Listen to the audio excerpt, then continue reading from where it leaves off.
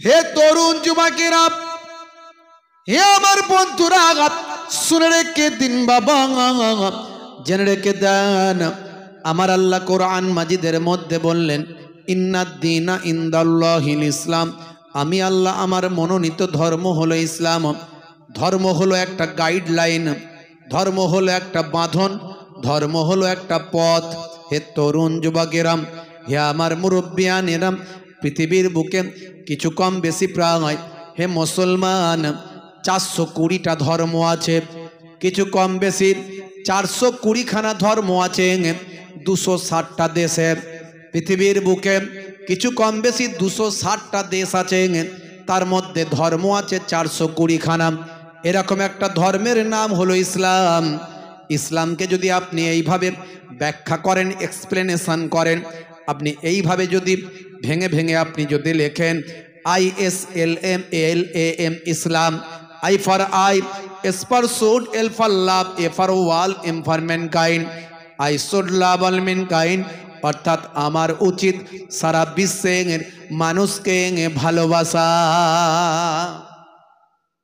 একটু রিভাবটা বাড়াতে। হে তরুণ যুবকেরা, হে আমার বন্ধুরা, স্বামী বিবেকানন্দজির কথা আমি আমার লেকচারে তুলে ধরি, রামকৃষ্ণ পরমহংসদেবের কথা আমার লেকচারে আমি তুলে ধরি, মাদার টেরেসার কথা আমি আমার বক্তব্যের মধ্যে দিয়ে তুলে ধরি। আমি আমার বক্তব্যের মধ্যে দিয়ে বিভিন্ন মনীষীদের বক্তব্যগুলো তুলে ধরি। এপিজে আব্দুল কালামের কথা আমি বলি, ক্যাসিয়াস ক্লের কথা আমি বলি, টাইসনের কথা বলি, মাইকেল জ্যাকসনের কথা বলি, এমনকি প্রয়োজনে শাহরুখ খান, সলমান খান, নানা পটেকারের কথা বলতে হয়। হে তরুণ যুবকেরা, যার কাছ থেকে ভালো কিছু নেব, যার কাছ থেকে ভালো কিছু পাবো, তারটাই আমি গ্রহণ করব। ভালো যদি কারো কাছ থেকে কিছু পাওয়া যায়, সেটা গ্রহণ করতে ইসলামে অসুবিধা নাই।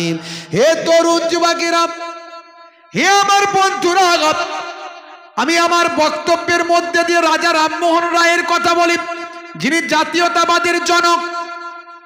যে ব্যক্তিটা অনেক লাঞ্ছনা ভৎসনা তাকে খেতে হয়েছে, অনেক ভৎসনার লাঞ্ছনার শিকার হতে হয়েছে।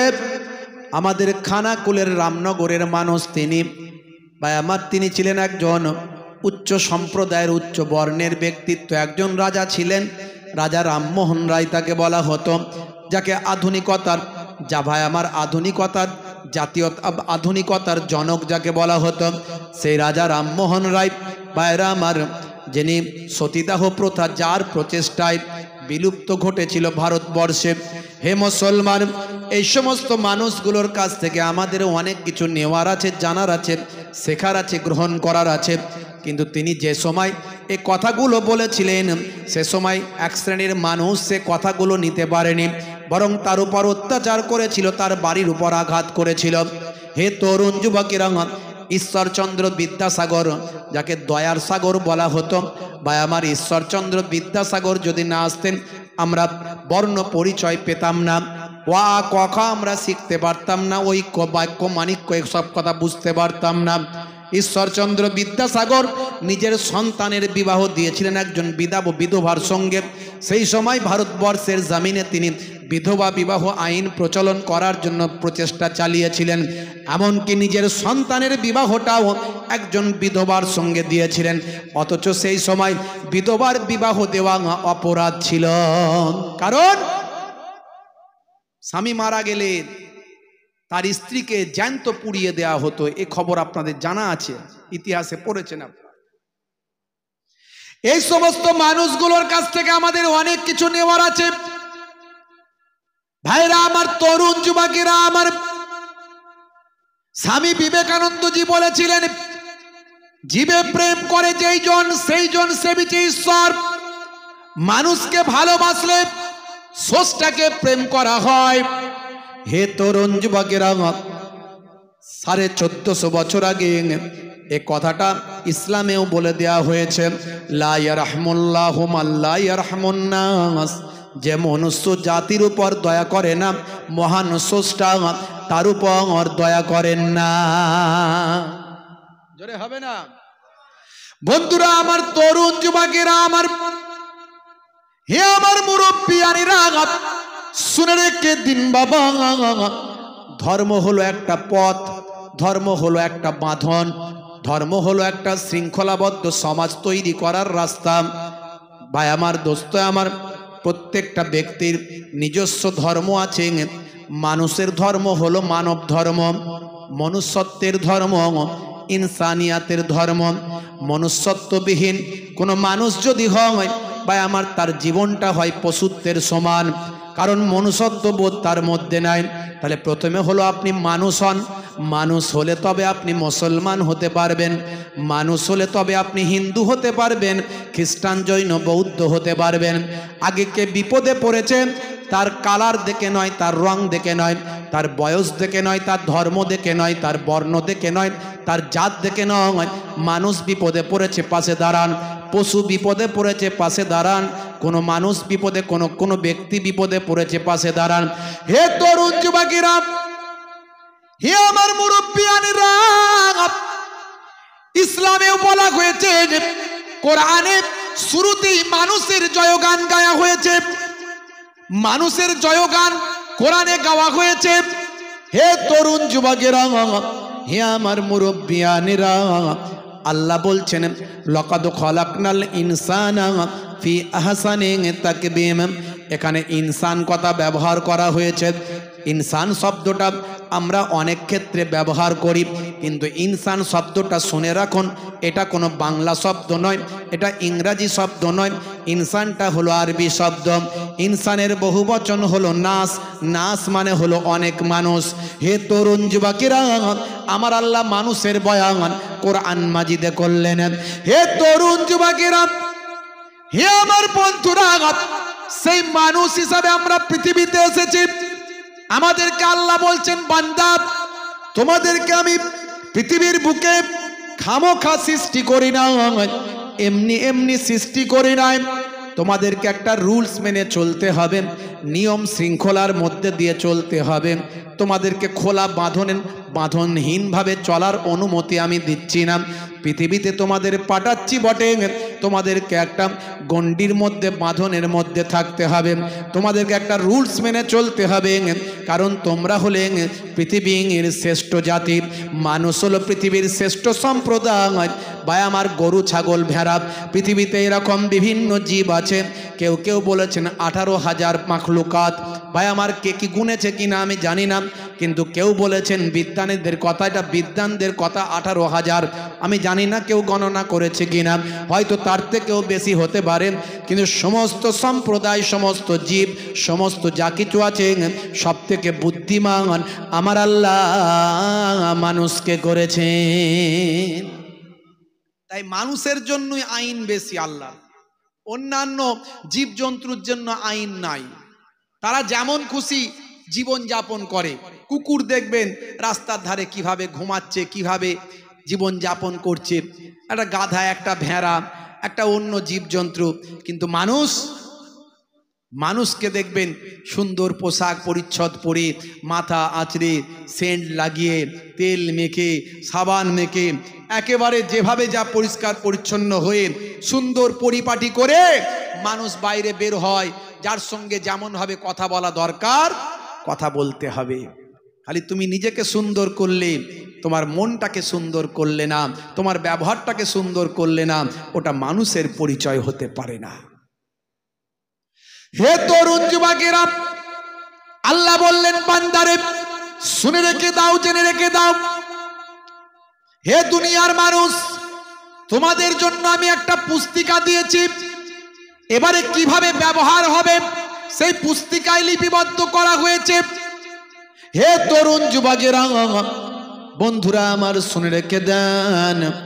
আমি বলি, কোম্পানি যখন প্রোডাক্ট মার্কেটে লঞ্চ করে, সঙ্গে একটা পুস্তিকা দেয়। সে পুস্তিকাতে লেখা থাকে প্রোডাক্টটা কেমন ভাবে ব্যবহার করতে হয়। এসি কিনেছেন, ফ্রিজ কিনেছেন, বা আমার মোবাইল কিনেছেন, ল্যাপটপ কিনেছেন, ট্যাব কিনেছেন, একটা করে পুস্তিকা পেয়েছেন। মুসলমান, একটু ভালো করে লক্ষ্য রাখুন, আজ থেকে 7,000 বছর আগে পৃথিবীর বুকে প্রথম আল্লাহ সৃষ্টি করেছেন এই মানুষ। এই পৃথিবীকে আল্লাহ তার অনেক বছর আগে সৃষ্টি করেছেন, সব কিছুকে সুন্দর করে সাজিয়ে আসল সুন্দর জিনিসটা পৃথিবীতে দিলেন। সেই জিনিসটা হলো মানুষ। এই মানুষ নামক প্রোডাক্ট পৃথিবীতে এসেছে আজ থেকে 7,000 বছর আগে। বা আমার যিনি পিতা, বিনা পিতা, পিতৃহীন মাতৃহীন ভাবে আমার আল্লাহ তাকে পুতুল আকারে তৈরি করে তার ভিতরে আত্মা দিয়েছিলেন। ভাই আমার, আমরা বলি আদাম, অ্যাকর্ডিং টু খ্রিস্টানিটি বা আমার ইয়াহুদি নাসারা তারা বলে অ্যাডাম। আমরা বলি আদাম, তারা বলে অ্যাডাম। আমরা বলি আদাম নবীর স্ত্রীকে বলি আমরা হাওয়া। ইয়াহুদার নাসারা সম্প্রদায়ের মানুষেরা বলে ঈভ। আমরা বলি দাউদ, তারা বলে ডেভিড। আমরা বলি সুলাইমান, তারা বলে সুলেমান। আমরা বলি ইব্রাহিম, তারা বলে আব্রাহাম। আমরা বলি মুসা, তারা বলে মোজেস।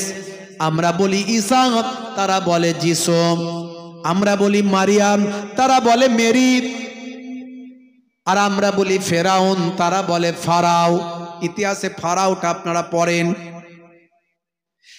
ফারাও কোনো ব্যক্তি নয়, এটা একটা উপাধি। যেমন রাজা, বাদশাহ, সুলতান, এগুলো হলো উপাধি। হে তরুণ যুবকেরা, হে আমার বন্ধুরা, হে আমার মুরব্বিয়ানেরা, আমার আল্লাহ তৎকালীন যুগে 7,000 বছর আগে পৃথিবীর বুকে প্রথম প্রতিনিধি, মানুষের প্রতিনিধি পাঠালেন। তাকে অলৌকিকভাবে কুদরতি ক্ষমতায় প্রথম সৃষ্টি করলেন। হে জওয়ান যুবকেরা, মুরব্বিয়ানেরা, বৈজ্ঞানিক তত্ত্বতে বলা হচ্ছে বানর থেকে মানুষ। বিজ্ঞানের থিওরিতে বলা হচ্ছে বানর থেকে নাকি আস্তে আস্তে পাল্টে গিয়ে মানুষের রূপান্তর হয়েছে। যাক, বিজ্ঞান যেটা বলছে, বিজ্ঞানের বিরুদ্ধে তো আমি কথা বলতে পারি না। বন্ধুরা আমার, তরুণ যুবকেরা আমার, তবে এটুকু সত্য, বিজ্ঞানের থিওরি মাঝে মাঝেই পাল্টে যায়। আজ থেকে 500 বছর আগে ভাই আমার, আজ থেকে 400 বছর আগে, 200 বছর আগে যে বিজ্ঞানের থিওরি পৃথিবীতে এসেছে, পরবর্তীকালে নাসা, ইসরোর গবেষণায় দেখা যাচ্ছে আগের বিজ্ঞানের থিওরিকে তারা পাল্টে দিয়ে বলছেন ওই থিওরিটা ভুল ছিল, এখন যেটা বলা হচ্ছে এটাই ঠিক।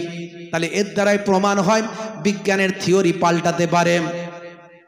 যদি বলেন একটা উদাহরণ দেন, একটা উদাহরণ দেব, কারণ হাতে সময় কম।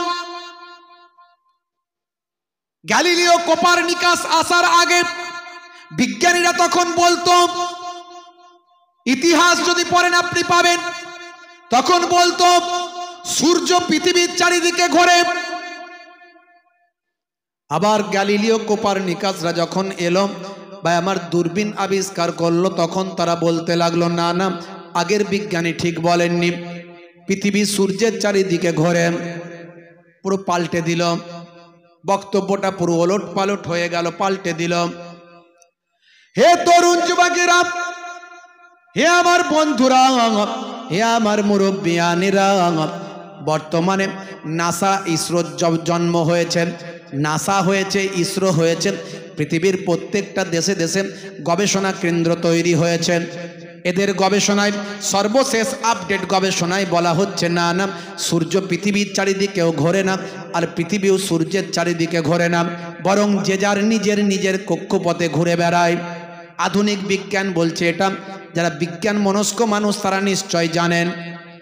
হে তরুণ যুবকেরা, আজকে যেটা 21 শতাব্দীতে বিজ্ঞান যেটা বলল, সেটাই কিন্তু 1450 বছর আগে আল্লাহর কোরআন বলেছিল। আমি এই জন্যই বলি, কোরআন যদি সত্যি আমরা বিশ্বাস করি মহান স্রষ্টার কাছ থেকে এসেছে, তাহলে এতে কখনো ভুল থাকতে পারে না। এরই জন্য আল্লাহ কোরআন মাজিদ সূরা বাকারার প্রথমে বলেছেন, যালিকাল কিতাব লা রাইবা ফি হুদাল লিল মুত্তাকিন। এটা হলো সেই কিতাব যাতে কোনো সন্দেহের অবকাশ নাই। এই কিতাবটা মুত্তাকি বান্দারা যারা গবেষণা করেন, চিন্তা করেন, তারা এই গ্রন্থ থেকে উপকার পাবে। হে তরুণ যুবকেরা, 1450 বছর আগে আজকের নাসা ইসরোর গবেষণায় যেটা বলা হলো, প্রত্যেকেই যে যার নিজের নিজের কক্ষপথে ঘুরে বেড়ায়, সূর্যও তার নিজের কক্ষপথে ঘোরে, চন্দ্রও তার নিজের কক্ষপথে ঘোরে। ঠিক এই কথাটাই 1450 বছর আগে আল্লাহর কোরআন মাজিদ বলছেন। সূরার নাম সূরা রহমান। আপনার মোবাইলের অ্যাপ আছে, সেই মোবাইলে গিয়ে মনে করতে পারেন ভাইজান মনে হয় নিজে কিছু একটা বুঝিয়ে বাজিয়ে দিয়ে চলে যাচ্ছেন না, যে কেউ মোবাইলের অ্যাপ ডাউনলোড করে দেখে নেবেন। সূরার নাম হলো সূরা রহমান। সূরা রহমান খুলবেন, প্রথম থেকে কয়েকটা লাইন পড়ার পর পাবেন আমার আল্লাহ বলছেন, আশ-শামসু ওয়াল কামারু বিহুসবান, সূর্য এবং চন্দ্র যে যার নিজের নিজের কক্ষপথে ঘুরে বেড়ায়। শামসুন মানে হলো সূর্য, কামারুন মানে হলো চন্দ্র। আশ-শামসু ওয়াল কামারু বিহুসবান, সূর্য এবং চন্দ্র যে যার নিজের নিজের কক্ষপথে ঘুরে বেড়ায়। ব্যাখ্যা দেখে নেবেন। আমার বলার উদ্দেশ্য হলো একটাই, হে তরুণ যুবকেরা, এরকম উদাহরণও অনেক দেওয়া যায়, হাতে সময় কম, বেশি উদাহরণে যাব না। বলার উদ্দেশ্য একটাই, কোম্পানি যখন প্রোডাক্ট মার্কেটে লঞ্চ করে সঙ্গে একটা পুস্তিকা দেয়, ওই পুস্তিকাতে লেখা থাকে প্রোডাক্টটা কেমন ভাবে ব্যবহার করবেন। ভাই 7000 বছর আগে মানুষ যখন পৃথিবীর বুকে এসেছে, মনুষ্য সম্প্রদায়ের যখন জন্ম হয়েছে, প্রথম মানুষটাকে আল্লাহ নিজের কুদরতি অলৌকিক ক্ষমতায় তৈরি করেছেন। তার থেকে আমার আল্লাহ মানুষের সৃষ্টি সূচনা করে দিয়েছেন। হে তরুণ যুবকেরা, কিন্তু তারা পৃথিবীতে কেমনভাবে জীবনযাপন করবেন তাদের জন্য একটা পুস্তিকা দিয়েছেন। হজরতে আদম নবীকে প্রতিনিধি করে তার কাছে পুস্তিকাটা তুলে দেওয়া হয়। সেই পুস্তিকাটাকে আমরা বলি সাহিফা। এরকম 100 খানা সাহিফা এসেছে। ইব্রাহিম নবীর কাছে এসেছে, লূত নবীর কাছে এসেছে, ভাই আমার সুলাইমান নবীর কাছে এসেছে। হে তরুণ যুবকেরা, বড় কিতাব, বড় পুস্তক এসেছে, অনেক বেশি বেশি লেখা। এই রকম পুস্তক এসেছে 4টি। হযরতে দাউদ আলাইহিস সালামের কাছে আল্লাহ পাঠিয়েছেন জাবুর। হযরতে মূসা আলাইহিস সালামের কাছে আল্লাহ পাঠিয়েছেন তাওরাত। হযরতে ঈসা আলাইহিস সালামের কাছে আল্লাহ পাঠিয়েছেন ভাই আমার ইনজিল। আর আমার আপনার নবী আখিরি জামানার পয়গম্বর করেছেন যে নবীর পরে আর কেউ নবী হবে না। নবীর দরজা, নবীর ভাই আমার নবী আসার ভাই আমার যে রাস্তা সেটা স্টপ, নবী আসার যে পথ সেটা আল্লাহ বন্ধ করেছেন। নবী আর হবে না। শেষ নবী আপনার আমার বিশ্ব নবী, দয়ার নবী। হে তরুণ যুবকেরা, সেই নবীর কাছে আল্লাহ পুস্তক দিলেন। পুস্তকটার নাম হলো আল কোরআন। জোরে হবে না? যদি আগুন লাগে ধ্বংস হয়ে যায়, ধ্বংস হয়ে যায় পৃথিবীর সব বইয়ের দোকান, তবু বিশ্ব থেকে হারাবে না পবিত্র কোরআন। হবে না? করবে কেমন করে কোরআন ধ্বংস আগুনের তেজ, করবে কেমন করে কোরআন ধ্বংস আগুনের তেজ। আছে বিশ্বে ভরা অগণিত কোরআনে হাফেজ, তারা ছাপি আসমানি গ্রন্থ, তারা ছাপি আসমানি গ্রন্থ, বাঁচাবে ইসলামের সম্মান,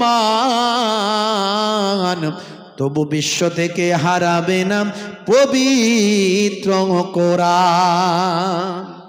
এই কবিতাটা আমার লেখা নয়, কবিতাটা লেখা হলো বাংলাদেশের একজন বিখ্যাত শিল্পী কবি, নাম হলো মিস্টার নকুল কুমার বিশ্বাস, একজন আমার অমুসলিম হিন্দু ভাইয়ের লেখা।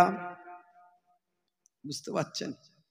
কারণ আমরা যেমন রামকৃষ্ণ দেবকে ভালোবাসি, রামকৃষ্ণ দেবের বিরুদ্ধে কেউ কথা বললে আমাদের গায়ের মানে কি বলবো, গায়ের লোম খাড়া হয়ে যায়, একদম আমাদের রাগ হয়। কারণ রামকৃষ্ণদেবকে আমরা শ্রদ্ধা করি। রামকৃষ্ণ পরমহংসজি তিনি আমাদের দেশের জন্য গর্ব। তিনি একজন মহান ব্যক্তিত্ব, মহাপুরুষ। স্বামী বিবেকানন্দজির জন্য আমরা গর্ববোধ করি। ভারতবর্ষের সুনাম সুখ্যাতি শিকাগো পর্যন্ত পৌঁছেছিলেন। তেমন হাজারো লাখো কোটি কোটি হিন্দু, খ্রিস্টান, জৈন, বৌদ্ধ আছে, তারা আমার আপনার নবীকে ভালোবাসেন, কোরআনকে ভালোবাসেন। এটা সত্য। কিছু মানুষ তো খারাপ থাকবেই, তারা সব সময় দ্বন্দ্ব চায়, মারপিট চায়, তাদের সুস্থ ভালো লাগে না, ভালো পরিবেশ ভালো লাগে না, শান্তি ভালো লাগে না, আরাম ভালো লাগে না, মানুষের মধ্যে আনন্দ, হাসি, খুশি এগুলো তারা সহ্য করতে পারে না। তারা চায় মানুষ কাঁদুক, মারপিট করুক, রক্ত ঝরুক, খুন খারাপি করুক, তারা এগুলো চায়। এটা একটা থাকবে, এটা আগেও ছিল, এখনো আছে, আগামীতেও থাকবে। কিন্তু খারাপ খারাপই হয়, ভালো ভালোই হয়। ভালোর ওপরে খারাপ কোনোদিন যেতে পারে না। জয় কিন্তু সব সময় ভালোরই হয়, খারাপ সব সময় হেরে যায়। এটা হবেই। ভাইরা আমার, তরুণ যুবকেরা আমার, বন্ধুরা আমার, মুরব্বিয়ানেরা আমার, হে জওয়ান যুবকেরা, লম্বা চওড়া আলোচনা নাই, সংক্ষেপে বক্তব্য, খুব ছোট করে বলি, খুব ছোট্ট করে বলি। ইসলাম আপনাকে একটা কমপ্লিট লাইফ দিয়েছে। জীবন ব্যবস্থা কিভাবে হবে আপনাকে ইসলাম সেটা কোড করেছে, বলে দিয়েছে। ঘুম থেকে ওঠা থেকে ঘুমাতে যাওয়া পর্যন্ত কিভাবে জীবন যাপন করবেন ইসলাম বলেছে। অন্যান্য ধর্মগ্রন্থে তাদের ধর্মশাস্ত্রে বলা হয়েছে, তাদের ধর্মীয় মহাপুরুষরা তাদের মতো করে বলেছেন। আর আমাদের নবী আখিরি জামানার পয়গম্বর, আমরা আমাদের নবী বলছি, এটা কিন্তু ভুল কথা। আমাদের সকলের নবী কিন্তু শুধু মুসলমানদের নয়, ভালো করে বুঝবেন। নবী হলেন ওয়ামা আরসালনাকা ইল্লা রাহমাতাল লিল আলামিন। নবী সমস্ত সারা আলামের, আমাদের নবী সকলের নবী, বিশ্ব নবী। তিনি আপনাকে আমাকে গাইডলাইন দিলেন কিভাবে ঘুমাবে, কিভাবে খাবে, কিভাবে কথা বলবে, কিভাবে হাসবে, হাসিটাও কেমন হাসা উচিত সেটাও বললেন। এমনকি ইভেন নবী আমার বললেন কত সুন্দর কথা, যখন তোমার বাড়িতে কোনো অতিথি আসবে, তুমি তোমার অতিথিকে একা খেতে দিও না। অতিথি যখন খাবে তার সঙ্গে তুমিও একসঙ্গে খাওয়ায় অংশগ্রহণ করবে। কারণ তুমি যদি না খাও, অতিথি তোমার বাড়িতে এসে একাকী খেতে লজ্জাবোধ করবে। তোমার যদি খেতে ইচ্ছা না করে, অন্তত খাবারে হাত দিয়ে নাড়ানাড়ি করবে, তাতে সেই অতিথি, আমন্ত্রিত ব্যক্তি, সেই মেহমান খাওয়াতে স্বাচ্ছন্দ্য বোধ করবে। কত সূক্ষ্ম সূক্ষ্ম বিষয়ে আমার আপনার নবী ইসলামের বিষয়গুলোকে কোড করেছেন, কমপ্লিট রিলিজিয়াস হিসাবে আপনারা আমার কাছে প্রেজেন্ট করেছেন। হে তরুণ যুবকেরা, আর একটা সূক্ষ্ম বিষয় বলি, দেখুন আল্লাহর নবী বলছেন, যখন তোমার সঙ্গে কেউ কথা বলবে, নিজের কথা, তার কথা যখন তোমাকে শোনাবে, তখন তার কথা না শুনে তুমি চলে যেও না। তুমি তোমার সাধ্য মতো তার কথা শোনার চেষ্টা করো। যতক্ষণ না তার কথা কমপ্লিট হয় ততক্ষণ তুমি শোনার চেষ্টা করো। তাতে তার মানসিক স্বস্তি হবে, সে স্বাচ্ছন্দ্য বোধ করবে, কথা বলে সে তৃপ্তি বোধ করবে। আর তুমি যে শুনতে ইচ্ছা করে না, তারপরেও তোমাকে শুনতে হচ্ছে, তুমি শুনছো, এর জন্য তোমার নামাজ আমলে আমার আল্লাহ সওয়াব লিখে দেবে। এখন আমরা শোনাতে বেশি পছন্দ করি, শুনতে কম পছন্দ করি। দেখবেন এক বন্ধু আরেক বন্ধুর সঙ্গে কথা হচ্ছে, ওরটা শোনাচ্ছে, ওরটা। একবার যদি ও বলে ভাই আমার শরীরটা ভালো নয়, বলে আর বলিস না, আমার গোষ্ঠীর কারো শরীর ভালো নয়। কথা ঠিক না? বল, একে আর বলার চান্সই দিল না। নবী বলছেন কারো দুঃখ, দুর্দশা, কষ্টের কথা, কারো মনের আবেগ, ভাবনা, চিন্তার কথা যখন তোমার কাছে বলবে, তখন তুমি শুনলে সে মানসিক স্বস্তি পাবে। আর তুমি যে কষ্ট করে শুনছো, তোমার ইচ্ছা যায়নি তারপরেও শুনছো, তার জন্য তোমার নামাজ আমলে সওয়াবের খাতায়, নেকির খাতায় আল্লাহ নেকি দেবেন। জোরে বলুন সুবহানাল্লাহ। হে তরুণ যুবকেরা, হে আমার বন্ধুরা, শুনে রেখে দিন বাবা, জেনে রেখে দেন, আল্লাহর নবী বললেন লা তাকাতাউ ওয়ালা তাদাবারু ওয়ালা তাবাগাজু ওয়ালা তাহাসাদু ওয়া কুনু ইবাদাল্লাহি ইখওয়ানা। কত সুন্দর করে নবী বললেন, শুনুন কেমন জীবন যাপন করবেন। তোমরা একে অপরের থেকে বিচ্ছিন্ন হয়েও না, তার মানে ঐক্যবদ্ধ হয়ে থাকো। আমরা কিন্তু বিচ্ছিন্ন হয়ে যাই। পাড়ায় পাড়ায় মুসলমানদের 10টা 20টা করে দল, এটা ওই মাযহাব, এটা ওই সিলসিলা, এটা ওই দল, এটা ফুরফুরাম, এটা তালতালাম, এটা গোলতলাম, এটা তবলিগ, এটা দেওবন্দি, এটা বেরলেবি, এটা লামাজহাবি, এটা অমুক, এটা তমুক। আল্লাহর নবী বলছেন লা তাকাতাউ, তোমরা একে অপরের থেকে কাতা মানে বিচ্ছিন্ন হয়ে যেও না, তোমরা একে অপরের থেকে দূরে সরে যেও না। সবাইকে ঐক্যবদ্ধভাবে একত্রিত হয়ে থাকার নির্দেশ স্বয়ং আল্লাহ রাব্বুল আলামিন দিচ্ছেন। দয়ার নবী বলছেন তোমরা একে অপরের থেকে বিচ্ছিন্ন হইও না, একে অপরের পরনিন্দা করো না। ভাই আমার দেখবেন, আমরা পরনিন্দা করাটাকে নিজেদের জন্য ফ্যাশন মনে করেছি। ইসলাম বলছে, দয়ার নবী বলছেন কাফা বিল মারই কাযিবান আইয়ু হাদ্দিসা বিকুল্লি মা সামিয়া। শুনে রেখে দাও, জেনে রেখে দাও, ওই ব্যক্তি মিথ্যাবাদী হওয়ার জন্য যথেষ্ট। যা সে শোনে তাই সে অন্যকে বলে। তোমার কাছে অন্যের কথা বলছে মানে সে মনে রাখবে তুমি তোমার কথাও সে অন্যের কাছে গিয়ে বলবে। এই ব্যক্তি হলো মিথ্যাবাদী হওয়ার জন্য যথেষ্ট। যা সে শোনে অন্যের কাছে গিয়ে সেটা বলে, ভেরিফাই করে না। হে তরুণ যুবকেরা, এর জন্য গীবত চগলখড়ি থেকে বাঁচার চেষ্টা করো না। আমার আপনার নবী বলেন বেশিরভাগ কবরের আযাব হয় দুটো কারণে। ভাই আমার দোস্ত আমার, ওয়াই লাই আস্তান যে আনিল বাউল, পেচ্ছাপ করে পবিত্র না হওয়ার কারণে বেশিরভাগ কবরের আযাব হয়। আর একটা হলো ওয়ায়াম সিবিন নবী মা, চগলখড়ি করার কারণে বেশিরভাগ কবরে আযাব হয়। এর কথা ওকে লাগানো, ওর কথা ওকে লাগানো। আর পেচ্ছাপ করে পবিত্র হয় না। যখনই ট্যাঙ্কের পানি ভর্তি হলো অমনি পাইপলাইন চালিয়ে দিল। কথা ঠিক না বল? কে কি আছে, কে কি দেখছে, কে কোথায় আছে, ও সব ধার ধারে না। আছে না নাই মুসলমানের ছেলে? তোমাকে ইসলাম পরিপূর্ণ একটা জীবন ব্যবস্থা দিয়েছে, কিভাবে তুমি পেচ্ছাপ করবে। পেচ্ছাপ করতে হবে বসে, এবং পেচ্ছাপ করে পানি দিয়ে ধৌত করতে হবে। স্বাস্থ্য বিশেষজ্ঞরা বলছে নবী ঠিক বলেছেন। আমি এর আগে অনেক উদাহরণ দিচ্ছি, ইন্টারনেটে যাবেন, 20-25 হাজার বক্তব্য আমার আছে, 20-25 হাজার, একটা দুটো নয়। বলেছি আমি বসে পেচ্ছাপ করতে নবী বলেছেন, পেচ্ছাপ করে ধৌত করতে বলেছেন। স্বাস্থ্য বিশেষজ্ঞরা বলছেন নবী তো ঠিকই বলেছেন। নবী 1450 বছর আগে বলেছেন। তখন কোনো প্যাথোলজি ছিল না, স্বাস্থ্য কেন্দ্রও ছিল না, গবেষণা কেন্দ্র ছিল না, নাসা ইসরো ছিল না। আজকের গবেষণা কেন্দ্র যত বাড়ছে, যত গবেষণা হচ্ছে, কোরআন আর হাদিস বোঝা তত সহজ হয়ে যাচ্ছে। ভাইরা আমার, স্বাস্থ্য বিশেষজ্ঞরা বলছেন নবী ঠিক বলেছেন, কারণ ইউরিনের মধ্যে জীবাণু থাকতে পারে। ইউরিনের মধ্যে জীবাণু থাকতে পারে, এই জন্য ডাক্তাররা ইউরিন টেস্ট দেয়। কথা ঠিক না ভুল? কারণ পেচ্ছাপের মধ্যে জীবাণু থাকতে পারে। আর আপনি যদি ধৌত না করেন, ওই জীবাণু আপনার শরীরে লাগছে, সেখান থেকে ভাইরাস, সেখান থেকে জীবাণু ছড়িয়ে পড়তে পারে। কথা ঠিক না ভুল?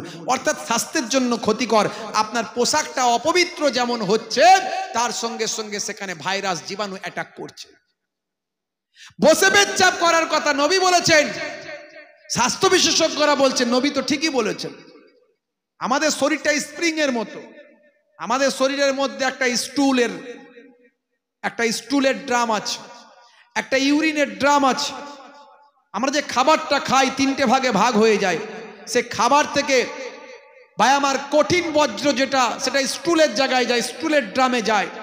আর যেটা তরল বর্জ্য সেটা ইউরিনের ড্রামে যায়। আর যেটা সেখান থেকে আসল জিনিসটা বের করে ব্লাডটা হার্টে পৌঁছে দেওয়া হয়।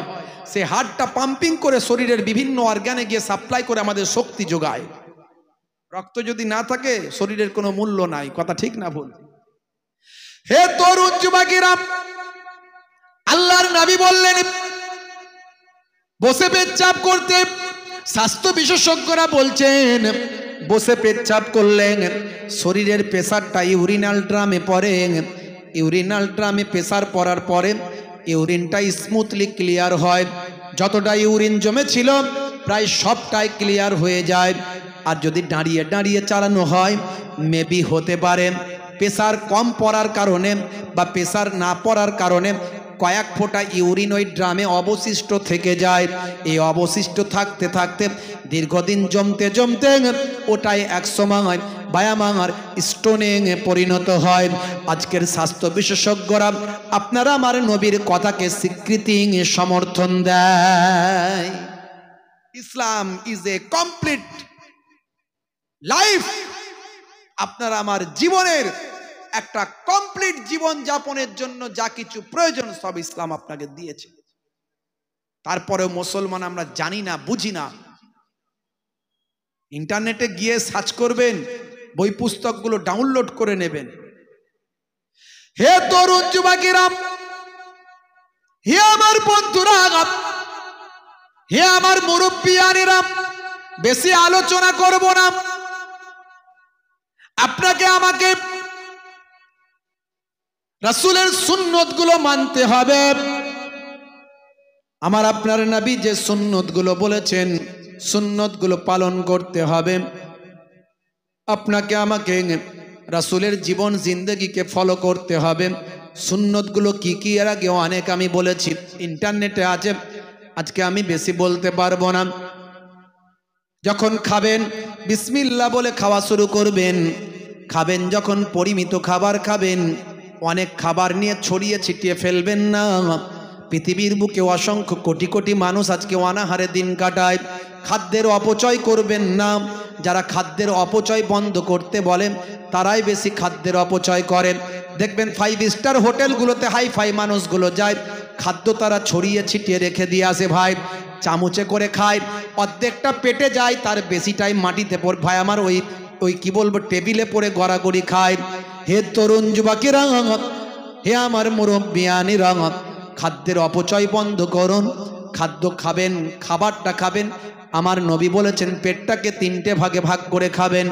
একটা ভাগে খাবার দেবেন, একটা ভাগে পানি দেবেন, একটা ভাগ ফাঁকা রাখবেন। এই পদ্ধতিতে যদি আপনি খান আপনার শরীরে রোগ অসুখ, পেটের অসুখ অনেকটা ইনশাল্লাহ কমে যাবে। আমার আপনার নবীর এই থিওরি সাহাবাই কেরাম তার ফলোয়ার্সরা মেনে চলতেন, যাদের অধিকাংশের কোনো বড় ধরনের অসুখ হতো না। এই ঘটনা আমি বলেছি, এটা একটা সুন্নত, মেনে চলুন। ডান দিকে কাত হয়ে ঘুমাতে নবী বলেছেন। কেন বলেছেন আমি বলেছি। মাঝে মাঝে ঘরটা নিজে হাতে ঝাড়ু দেবেন। স্ত্রীর সঙ্গে ছোট ছোট কাজগুলো নিজে হাতে করবেন। আল্লাহর নবী বলেন ইয়াকুনু ফি মাহানাতি আহলিহি ওয়া ইয়াকুমুল বাইতা ওয়া ইয়াহলিবুনা সাতা ওয়া ইয়াকিতা সাওবাহু ওয়া ইয়াকসিফা নালাহু ওয়া ইয়াহমিলু বিজাতিম মিনাস সুক। আল্লাহর নবী ঘরেতে স্ত্রীর সঙ্গে ছোট ছোট কাজগুলো করতেন। মাঝে মাঝে নবী আমার ভাই আমার ঘরটা নিজে হাতে ঝাড়ু দিতেন। আমরা কি ঝাড়ু দিই মাঝে মাঝে? আপনারা হয়তো দেন, তাই তো নাকি? কি জি দেন তো? আমার চাচাজি মাথা নাড়ছে। আচ্ছা বলেন তো, চাচাজি তাহলে প্র্যাকটিক্যাল অভিজ্ঞতা আছে? চাচি বেঁচে আছে? নাই। যতদিন বেঁচে ছিল ততদিন ভালোবাসতো, খুব ভালোবাসতো তো। হ্যাঁ, দেখেছেন? ঘর ঝাড়ু দিলে বউয়ের ভালোবাসা বেড়ে যাবে না কমবে? আর জোরে বলেন। মাঝে মাঝে স্ত্রীর সঙ্গে ছোট ছোট কাজগুলো করলে স্ত্রীর ভালোবাসা বাড়বে না কমবে? ওরে মারাত্মক বাড়বে। ওই চাচা পরীক্ষা, বাস্তব চাচা বলছে, দেখেছেন তো? যতদিন বেঁচে ছিল এখনো ঝাড় দেয়। চাচাজি যতদিন মানে চাচি বেঁচে ছিল ততদিন কি মোহাব্বত, কথা ঠিক না ভুল? তার কারণ কি? তার কারণ স্ত্রীর সঙ্গে ছোট ছোট কাজগুলো করলে, ঘরটা মাঝে মাঝে ঝাড়ু দিলে প্রেম বেড়ে যায়, প্রেম কমবে না। আর এখনকার ছেলেরা দেখবেন ওসব ঘর ঝাড়ু দেওয়া তো দূরের কথা, ওসব কিছুই করে না। আর ওদের প্রেমগুলো যদি লক্ষ্য করেন দেখবেন ওরা শাহরুখ খানের ভক্ত, সলেমান খানের কাছ থেকে প্রেম শিখেছে, যে জীবনে বিয়ে করেনি। সলেমান খানের কাছ থেকে প্রেম শিখেছে, হাত কেটে আই লাভ ইউ, তোমাকে না পেলে মরে যাব, হাই এই করবো। উরে বাপরে, কি মহাব্বত, কি ভালোবাসা রে ভাই। বাম্মা তো পাগল হয়ে গেল, ছেলেটাকে বাঁচাতে হবে, এইসব হাত ফাত কেটে এই মরে যাবে তো, বেঁচে থাকবে কি করে। ধরে বেঁধে কোনো রকমে বিয়ে দিল। সে 2 বছর যেতে না যেতে একটা দুটো বাচ্চা কাচ্চার বাম্মা হলো। তারপরেই দেখা যায় ভালোবাসা জানলা দিয়ে বেরিয়ে গেছে, আর ঝগড়া, অশান্তি, মারপিট সব দরজা দিয়ে ঢুকেছে। বুঝতে পারছেন? রাত্রে 9টার পরে যদি ঘরের পাশ দিয়ে যায়, ঘরের ভিতর থেকে 220 আর 440 আওয়াজ হয়। কিরে ভাই? বলছে ঢিসুম ডাসাম ক্রিকেট বল আর ফুটবল চলছে, মানে গুপগাপ শুরু হয়ে গেছে। বুঝতে পারছেন? কেন ভাই? বলে প্রেম জানে না ওরা। প্রেম সব যা কিছু শিখেছে সব বিয়ের আগে, বিয়ের পরে ওদের প্রেম নাই, হারিয়ে গেছে। ঘরটা মাঝে মাঝে ঝাড়ু দেবেন, স্ত্রীর সঙ্গে ছোট ছোট কাজগুলো করবেন, মাঝে মাঝে স্ত্রীর প্রশংসা করবেন। কি গো ফুলটুসির মা, তোমাকে দেখতে খুব সুন্দর লাগছে, বলেছেন কোনোদিন? মাঝে মাঝে বলবেন। বলে হুজুর আপনি তো আমাদের সর্বনাশ করে দিয়ে চলে যাচ্ছেন। সকালবেলা আমাদের ফুলটুসির মা বলবে, কই কো মোহেবুল্লাহ হুজানি, মোহেবুল্লাহ হুসাইনি জলসা করতে এসেছিল, ঘর ঝাড়ু দিতে বলেছে। অনেকদিন আমি তো ঘর ঝাড়ু দিচ্ছি, আজকে কোমরে বড় ব্যথা হচ্ছে, তুমি একটু দিয়ে দাও, চাপে পড়ে যাব। কথা ঠিক না বল? আচ্ছা ভাই, সত্যি যদি ঘরটা ঝাড়ু দেন, অসুবিধে কোথায়? হুজুর কি সব কথা বলছেন, এগুলো সব ছেলেদের কাজ নাকি? এগুলো তো মেয়েদের কাজ। আরে ভাই, আপনি যে সাহেবই হন না কেন, ডাক্তার সাহেব, মাস্টার সাহেব, উকিল সাহেব, মৌলানা সাহেব, হুজুর সাহেব, পীর সাহেব, মুফতি সাহেব, যে সাহেবই হন না কেন, পৃথিবীর বুকে কন্টিনিউয়াসলি, সারা পৃথিবীতে কন্টিনিউ 200 কোটি মানুষ, যে মানুষটার ভক্ত তিনি হলেন নবী। সেই নবী সাহেবের থেকে বড় সাহেব কেউ আছে? সেই নবী, দয়ার নবী মাঝে মাঝে ঘরটা ঝাড়ু দিতেন, স্ত্রীর সঙ্গে ছোট ছোট কাজগুলো করতেন। ওয়াইয়াহমিলু বিজাতিম মিনাস সুক, আল্লাহর নবী নিজে বাজারে যেতেন, বাজারটা নিজে হাতে কাঁধে করে বয়ে নিয়ে বাড়িতে চলে আসতেন। জোরে বলুন সুবহানাল্লাহ। জানতে হবে তো, পড়তে হবে তো। ওই কারো কাছ থেকে শুনে কোন মিডিয়ায় কি লিখেছে ওসব কথা বলে নবীর বিরুদ্ধে কটূক্তি করে লাভ নাই। ওটা ঠিক না ভুল? আমি কারো বিরুদ্ধে কথা বলতে গেলে তার সম্পর্কে আমাকে রিসার্চ করতে হবে, জানতে হবে, গবেষণা করতে হবে। ওয়াসিম রেজভি কোরআনের 26টা আয়াতের বিরুদ্ধে মামলা করেছিল সুপ্রিম কোর্টে, আপনারা জানেন।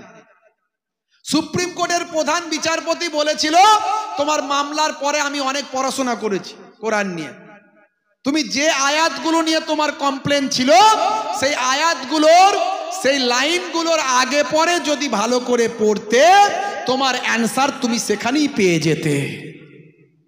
তুমি অ্যান্সার পাওনি, তুমি শুধু শুধু মামলা করে দিলে।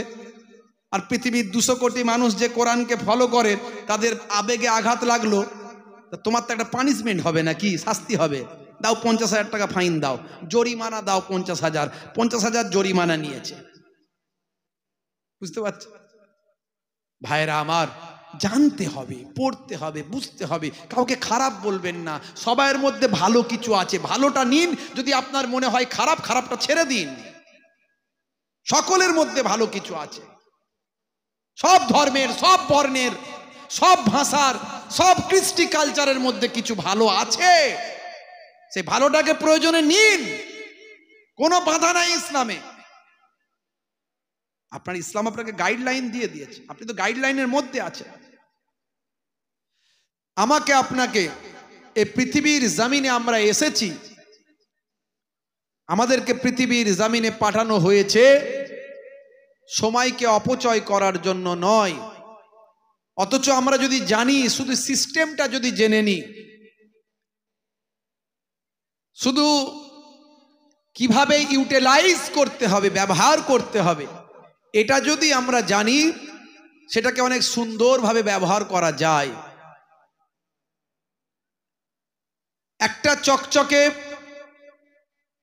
একটা চকচকে লাইটার যদি জ্বালানোর কায়দাটা জানা থাকে কয়েক মুহূর্তে জ্বালানো যায়। আবার যদি যে জ্বালাতে জানে না, যে লাইটারটাকে ইউজ করতে জানে না, তার হাতে যদি দেওয়া হয়, আনারি একজন ব্যক্তি সেই লাইটারটাকে নিয়ে এদিকে টিপে ওদিকে টিপে এদিকে মুচড়ে মাচড়ে সুন্দর লাইটারটাকে খারাপ করে দেয়। তাহলে জানার দাম আছে। তা আমাকে আপনাকে পৃথিবীতে পাঠানো হয়েছে, কিভাবে আমরা ব্যবহার হব এই জানার দরকার আছে। এর জন্য ইসলাম।